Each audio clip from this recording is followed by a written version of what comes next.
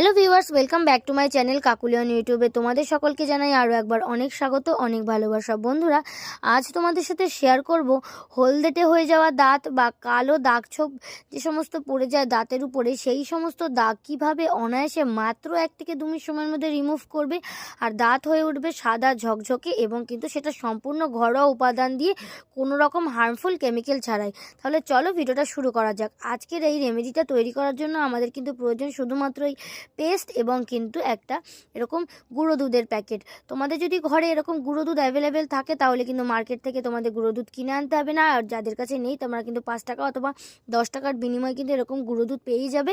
তো চলো শুরু করা যাক। প্রথমে কি করবে, নিয়ে নেবে একটুখানি পেস্ট। আমি এখানে ডাবরের কিন্তু একটা জেল বেস কিন্তু একটা পেস্ট নিয়েছি। তোমরা চাইলে কিন্তু কোলগেটেরও যে কোনো পেস্ট নিতে পারো, তোমরা যেই পেস্টটা ব্যবহার করবে সেই পেস্টটাই নিতে পারো। তবে কিন্তু সবসময় রেগুলারলি ইউজের জন্য কিন্তু একটা ভালো পেস্ট তোমরা ইউজ করতে পারো, সেটা ডাবরের হতে পারে অথবা কিন্তু কোলগেটের হতে পারে।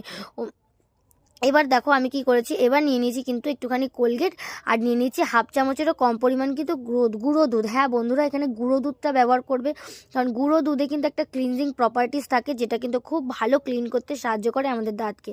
আর নিয়ে নেবে হাফ চামচ, 1 থেকে 2 চামচ, মানে 1 থেকে 2 চিমটি পরিমাণ কিন্তু লবণ নেবে। এখানে যে লবণটা তোমরা খাও সেই লবণটাই নেবে, নিয়ে ভালো করে মিক্স করবে।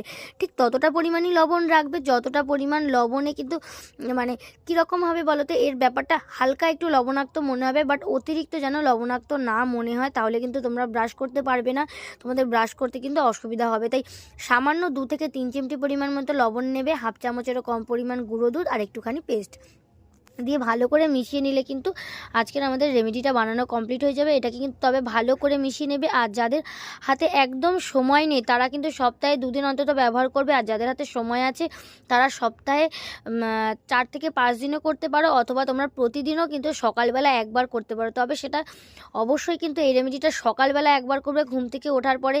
আমাদের কিন্তু যাতে মুখে আমরা কি করি, আগে ঘুম থেকে উঠেই কিন্তু ব্রাশ করি, ব্রাশ করার ফলে কিন্তু আমাদের মুখ থেকে কিন্তু জীবাণুটা দূর হয়, দাগ ছোপ কিন্তু অনেকটাই উঠে যায় যদি আমরা এইভাবে যদি ব্রাশ করতে পারি। তাই সকালবেলা উঠে কিন্তু এই রেমেডিটা অবশ্যই ফলো করবে।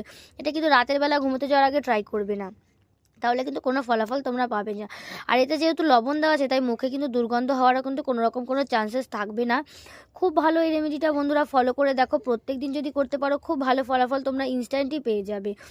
তো আজকের মতন ভিডিওটা এই পর্যন্তই। ভিডিওটা ভালো লাগলে অবশ্যই লাইক করো, চ্যানেল নতুন হলে সাবস্ক্রাইব করে রেখো।